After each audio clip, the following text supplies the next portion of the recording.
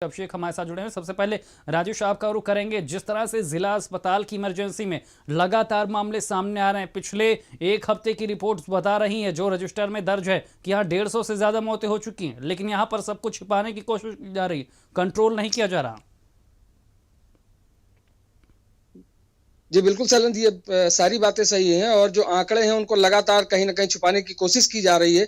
Corona मरीजों की जो मौत के आंकड़े हैं केवल वही जारी किए जा रहे हैं जिनकी मौतें चाहे जिला अस्पताल में हो रही हैं या फिर प्राइवेट अस्पताल में हो रही हैं। लेकिन भारत समाचार ने जो ये कुछ आंकड़े निकाले हैं, ये रजिस्टर नंबर 10 के निकाले हैं और ये रजिस्टर नंबर 10 जो है ये हर जिला अस्पताल में मौजूद रहता है, जिसमें इमरजेंसी में होने वाली मौतों का हिसाब किताब होता है। इसके अलावा जो अन्य वार्डों में मौतें होती हैं उनका हिसाब किताब होता है। तो ये जो 150 मौतें हैं ये 28 तारीख से लेकर के और 4 मई तक के बीच की हैं और इन दिनों में करीबन 150 से ऊपर लोगों की मौत हुई है। इससे पहले भारत समाचार ने 21 तारीख से 28 तारीख का आंकड़ा निकाला था जिसमें 160 लोगों की मौत हुई थी। तो उस हिसाब से अगर देखा जाए तो महज अभी आज 14 दिन हुए हैं और इन 14 दिनों में 310 लोगों की मौत हो चुकी है। क्योंकि कोरोना मरीजों को तो सब देख रहे हैं, लेकिन जो इमरजेंसी में मरीज भर्ती हो रहे हैं, जिनको इमरजेंसी में तात्कालिक इलाज की आवश्यकता होती है, उनकी मौतों का कोई लेखा जोखा कोई नहीं देख रहा है। उसका कारण सिर्फ ये है कि सबका ध्यान सिर्फ इस समय कोरोना मरीजों पे केंद्रित है, लेकिन जो इमरजेंसी में स्वास्थ्य व्यवस्था का क्या हाल हो गया है जिलों के अंदर, ये तो एक जिले की बात है, बाकी जिलों की भी यही स्थिति होगी। क्योंकि इमरजेंसी में मरीज जो आता है वो तात्कालिक प्रभाव से इलाज के लिए आता है, लेकिन डॉक्टरों की लापरवाही कहें या फिर बेड की उपलब्धता कहें या फिर ऑक्सीजन की कमी कहें, हर लेवल पे उन लोगों को इतना ज्यादा दिक्कत हो रही है मरीज को और उनके तीमारदारों को कि उनकी मौत ऑफिस की वो अस्पताल के जो क्यू होती है, जो लाइन होती है, जो अस्पताल की इमरजेंसी के बाहर का वार्ड होता है वहीं पे हो जाती है और उनको बेड नसीब नहीं होता है, उनको ऑक्सीजन नहीं मिलती है। इस तरह के हालात लगभग सब जिले सब जगहों के हैं। और जो जिला अस्पताल है गोंडा का, यहाँ पे अगर देखा जाए तो केवल जो 36 सिलेंडर है वही केवल यहाँ बन रहा है और 100 सिलेंडरों की पर डे आवश्यकता होती है। तो अंदाजा लगाया जा सकता है कि 64 सिलेंडर की जो ऑक्सीजन कम रहती है तो कहीं ना कहीं कम की जाती है, फिर चाहे वो ऑक्सीजन के इमरजेंसी में कम की जाए या फिर वार्ड में कम की जाए। इस तरह मरीजों को जो सैचुरेशन ऑक्सीजन का मिलना चाहिए वो नहीं मिलता है। और रात के समय जो लोग कहते हैं उनकी, हालांकि ये अफवाह है कि क्या है, लेकिन जो मौतें हो रही है कहीं ना कहीं इसमें भी सच्चाई कुछ और है और यहाँ पर आंकड़ों में कुछ और दिखाया जा रहा है। मेरठ से हमारे साथ नरेंद्र भी जुड़ गए हैं। नरेंद्र, जिस तरह से आंकड़े सामने आए हैं, 51 मौतें हुई हैं, तेजी से नए मरीज भी सामने आए मेरठ में, लेकिन सरकारी आंकड़ों में कुछ और है। यहां पर कवायद ये होनी चाहिए कि कोरोना को कंट्रोल किया जाए, लेकिन यहां पर आंकड़ों को इस तरह से कंट्रोल किया जा रहा है। सच्चाई से मुंह मोड़ने से क्या संक्रमण रुक जाएगा? यही तैयारी है, यही सिस्टम है मेरठ में।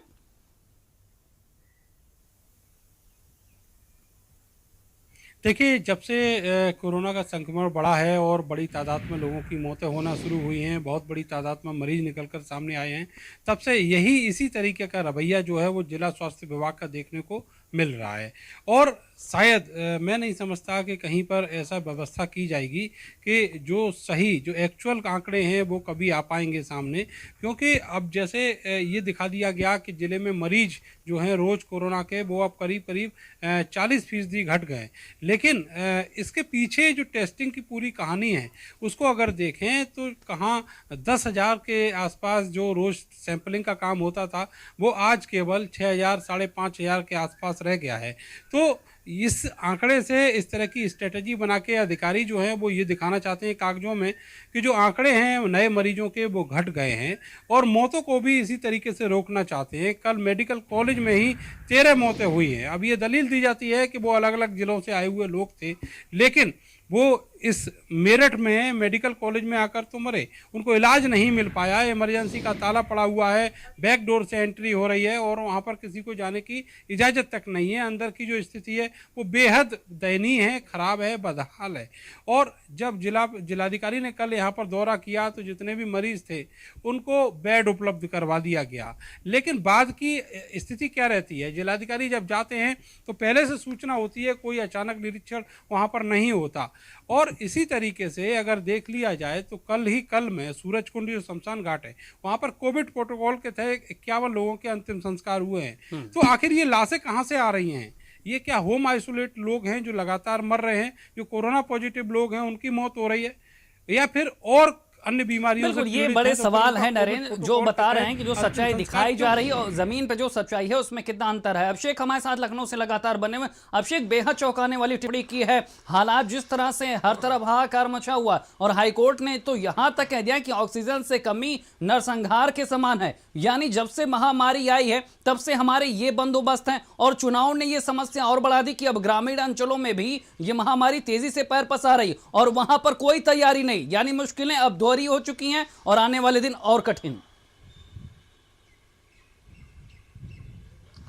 देखिए, बिल्कुल इन्हीं सब हालात को देखते हुए इलाहाबाद हाईकोर्ट को ये टिप्पणी करनी पड़ी। अमूमन कोर्ट्स जो प्रशासनिक काम है उनमें इस तरह दखल नहीं देते और इस बात को मेंशन भी करते हैं अपने फैसलों में कि ये प्रशासनिक कार्य है और इसको अपने हिसाब से किया जाना चाहिए। लेकिन कल जो कोर्ट ने कहा वो जाहिर तौर पर बिल्कुल अप्रत्याशित था और कहा कि ये किसी नरसंहार से कम नहीं है और इस पर हम यूं ही चुप नहीं रह सकते हैं। जवाबदेही तय होनी चाहिए उन लोगों की जो ऑक्सीजन चेन मेंटेन करते हैं, इस सप्लाई में पूरी तरीके से अपने आप को इन्वॉल्व रखे हैं, जिनका ये काम है कि लोगों तक ऑक्सीजन पहुंचाया जाए। ऑक्सीजन की कमी की वजह से किसी को तड़प तड़प के मरते देखना ये कहीं से भी संभव नहीं होना चाहिए। तो जाहिर तौर पर ये किसी भी सरकार के लिए एक आई ओपनर होना चाहिए। हालांकि कोशिशें इस दौरान बेहतर जरूर हुई हैं, इस बात से इनकार भी नहीं किया जा सकता, लेकिन वो नाकाफी हैं क्योंकि जिस तरीके से कोविड का असर देखने को मिल रहा है पूरे उत्तर प्रदेश में और कुछ बड़े 5 शहरों में उत्तर प्रदेश के, जमीनी हकीकत देखा जाए तो अस्पताल उसके लिए तैयार नहीं है, जिला प्रशासन तैयार नहीं था और अब जाकर के जब अदालतों को ऐसी टिप्पणी करनी पड़ रही है तो प्रशासनिक अफसरों को भी नहीं सूझ रहा है कि वो क्या करें। अगले 48 घंटे में मेरठ और लखनऊ के जिलाधिकारी को एक रिपोर्ट सौंपनी है कि क्या काम किया गया है अब तक ऑक्सीजन सप्लाई को लेकर के, जो डेथ्स हुई हैं उसकी रिपोर्ट भी एक देनी है।